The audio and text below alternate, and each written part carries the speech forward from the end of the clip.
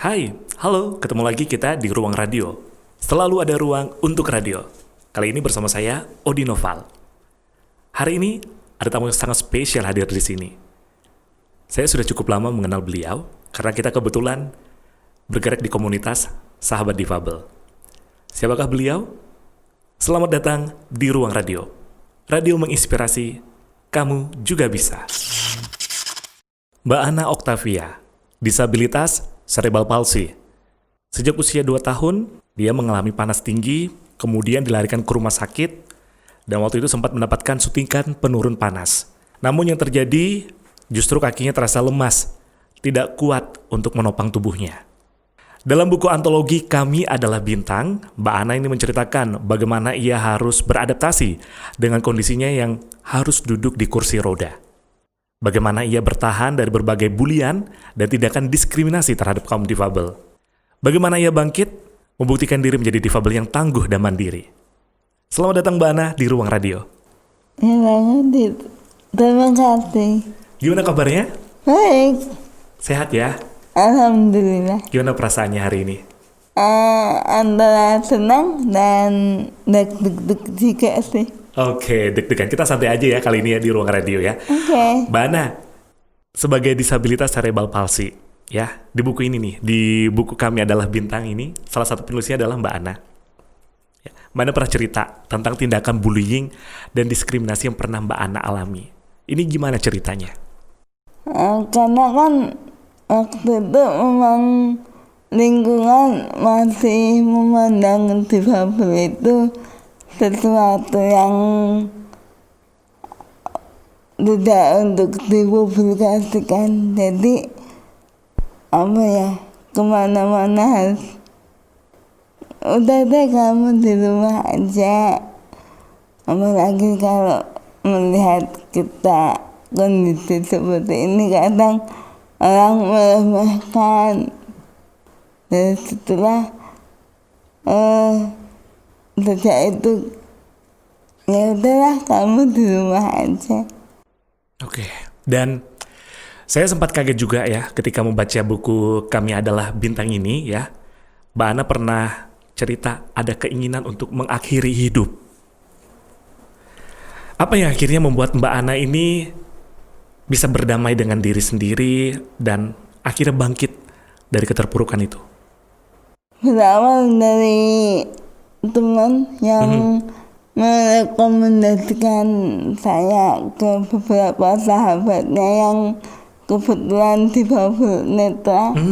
Dan dari situlah saya diajak bergabung di komunitas Kartunet, di mana mereka lebih banyak di difabel netra yang menurut saya luar biasa sekali, karena di balik keterbatasan mereka untuk melihat, mereka sangat semangat dan banyak talenta yang mereka miliki. Oke, dari Kartunet kemudian Mbak Ana mulai berkenalan juga nih.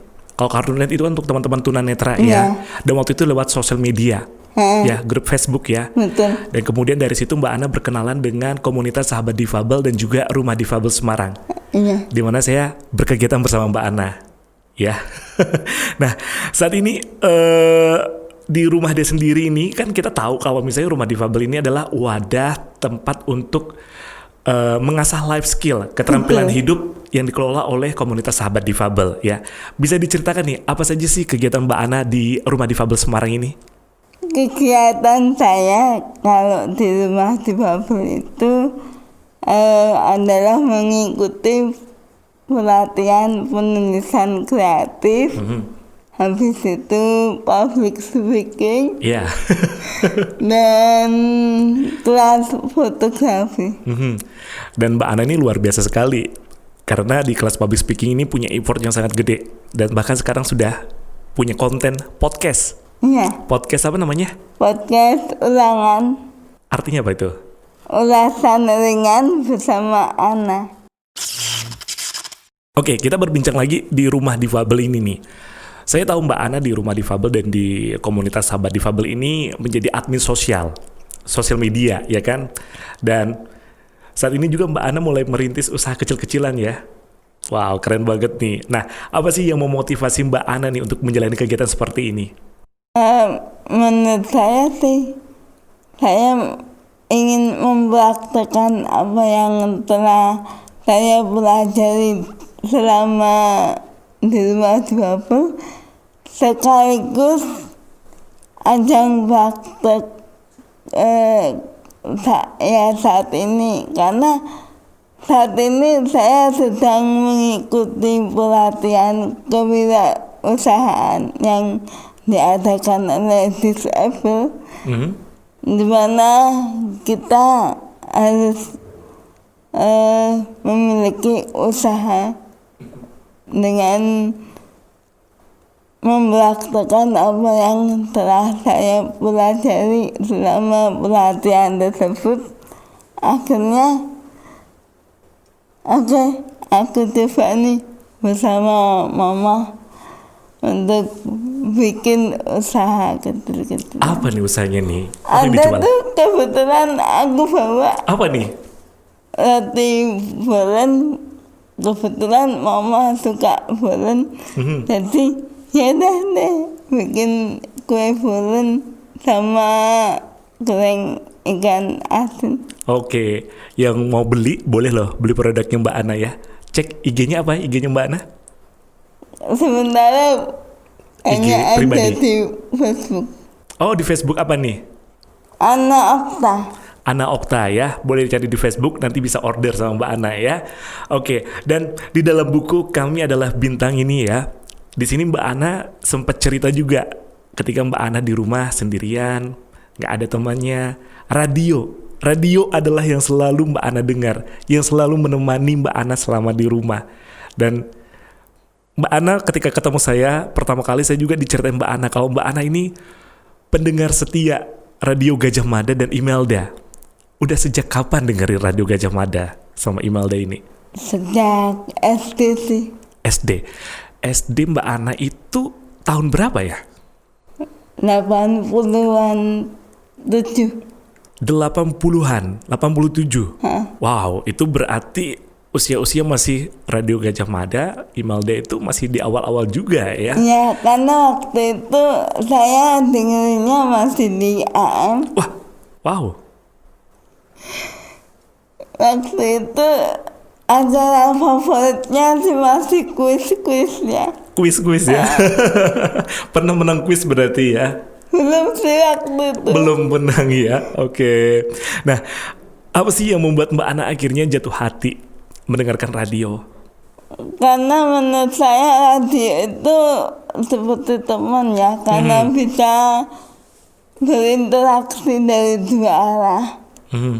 Dan bisa apa ya, ketika kita beraktivitas apapun bisa ditinggal-tinggal, dan acaranya pun lebih menginspirasi sih. Oke, acaranya apa sih yang biasa favoritnya Mbak Ana?